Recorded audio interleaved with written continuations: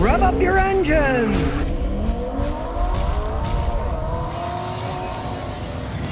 All right, today we got a V8 Lexus, 2007. The dealer said, oh, well, they don't know what's wrong with it. They can't figure it out. Well, we're going to figure it out. Kind of as a tip that I always give people is they make excellent cars. There's no arguing that. Just realize that their V8 engines like this are expensive.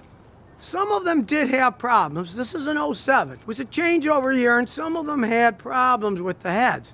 So that's going to be in the back of my head, but we're going to analyze the whole thing and see if we can figure out what's wrong with it. Bird poo on the top, you know, the car's in good shape. It is a V8, it's a 460. Now, as we look under the hood, it's got the big old V8 engine, but it is old. It's going to hit me in the head, so I'm going to get a stick. You ever put a stick in, stick it on the hood latch, then it's not going to slip. V8 engines put out a lot of power. I don't know why they hide them with these stupid beauty covers. It drives me nuts. I mean, it's kind of a sign of our times. Beauty covers, everything's hidden. There's no reason to hide things. And if you really think about it, okay, what's this?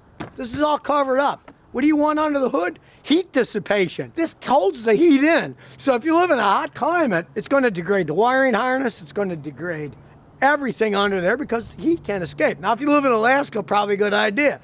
It'll hold the heat in, but there aren't that many people in Alaska. It's a dumb idea, but hey, that's the way they make things these days. Most of the clips are gone, so we can peek inside. It's a shame they put all this plastic crap on because they're beautiful engines.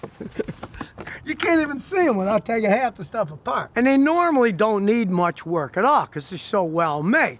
But like I said, in the case of this 07, it was a transition year, and some of the engines got a little funky. So we're gonna hook up my fancy scan tool and analyze it with the data to see what's happening. Somebody did back into them the other day, though. That's gonna cost him $1,300 for a used door. Right in front of his house, too. So we got the SmartLink hooked up, and we'll do the usual intelligent diagnosis. Round and around and around she goes. 5 codes on ECM, but we're gonna run the whole system here. Being an older car, 07, you can see it's got a lot of minor problems. You can see it's got the warning light on the dash for the tire pressure monitoring service. Now, really, for an 07, it's not that bad mileage-wise. It's 122,227 miles. But like I said, this transitional 2007 year, they often had problems with the heads as they got to this mileage. So that's the information I'm going to really check out. Tire pressure monitoring system, of course, I don't care about that. What I want to know is, why doesn't this thing run right? And mainly, that's going to be in the CAN 1 information here, especially the computer. Crankshaft position sensor A. Camshaft position sensor bank 1. Now realize this baby has a timing chain, not a belt. It's not a stretch belt. I'm guessing the engine's worn, because when you get all the camshafts and crankshaft sensors having codes, they'll often give codes because with the chain worn, the data that comes off both the crank and the camshaft isn't correlated right, so it trips those codes, even though the sensors are okay. Camshaft position sensor general code, but also the code for the sensor A on bank 2, sensor B on bank 1, the sensor B on bank 2. I have never ever seen all those sensors go bad on a Lexus. More often it's a stretched timing chain, worn out timing chain. We'll read the freeze frame just out of curiosity to see when those codes pop. But interestingly enough, there's no freeze frame data for them, so things indeed are getting strange with this car. Live data stream, we'll select everything. So we got the data stream, we're gonna record it. It's now recording and we'll take it for a spin. Away we go. Very smooth car. It just has a little bit of hesitation problem and all those codes. I don't have my seatbelt on, so it's screaming at me, so I'll have to plug that in there. Now that'll shut up and away we go. While we're driving down the road, the old machine is recording everything. That's what we want, all the data, so we can see what the heck's going on here. We'll come to a stop here and give it a good acceleration and see what kind of data comes out here. So here we go. Step on the gas. This thing still goes. Smooth shifting.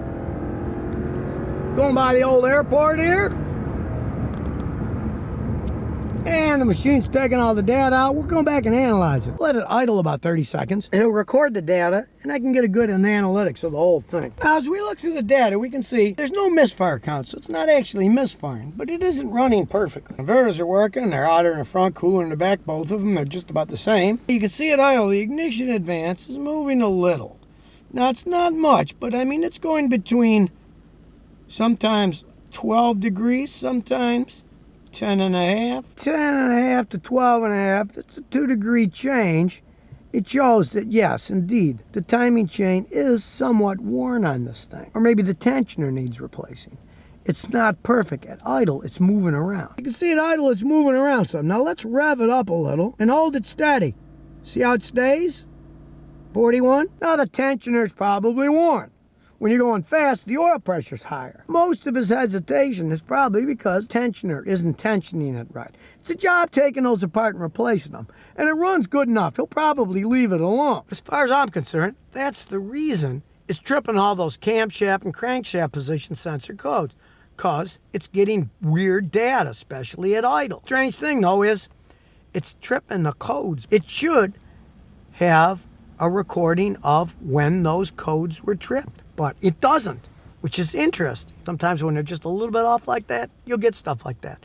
It won't be strong enough to trip the code, even though my machine picked up on the code. As you see here, the check engine light isn't on, and it should be. And it's not like the bulb doesn't work, because I just turned the ignition on with the car not running, and you can see the check engine light isn't burned out. When we start the car, we'll put it in park. When we start the car, the light goes out, but it should be on, because it does have those codes. So these codes are just kind of like Twilight Zone codes. They haven't tripped the check engine light yet. That's why there's no stored data. I can't see the freeze frame data because it doesn't exist because it didn't turn the light on yet. So it's really in the Twilight Zone. The injection time is stable, staying at 1.02 milliseconds. It's not bouncing around like the ignition time it is. It's running slightly lean. Bank 1 and Bank 2, 3.12, 3.9, 3.12.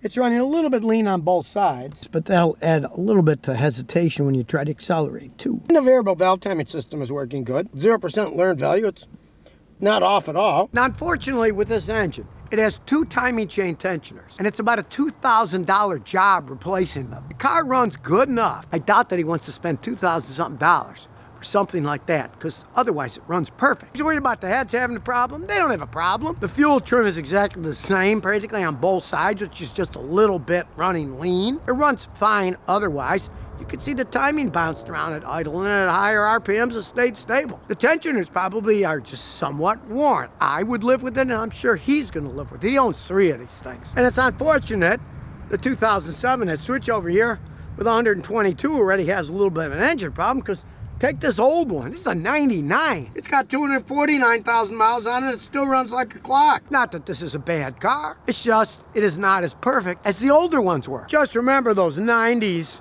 LS400s. They were revolutionary, making luxury cars that got decent gas mileage, ran like stink, but didn't break all the time like all the other luxury cars did. But as you can see with this 2007, I, myself, would have bought a 6-cylinder Lexus in 2007. I would not have bought the V8 because I see too many problems as they age. The old ones in the 90s, no, it didn't have that problem. So now the owner of this car is satisfied. He's got a definitive answer for me that, yeah, he can drive it for quite some time. And if it really gets bad, he's gonna have to spend over $2,000 replacing the 2 timing chain tensioners. And if you're gonna take an engine apart, you spend that kind of money, who knows what other things you'll find wrong.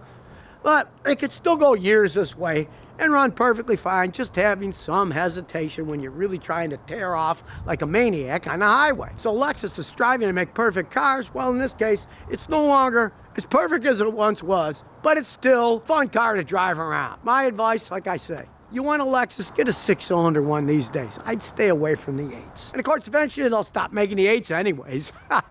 For pollution reasons and all that.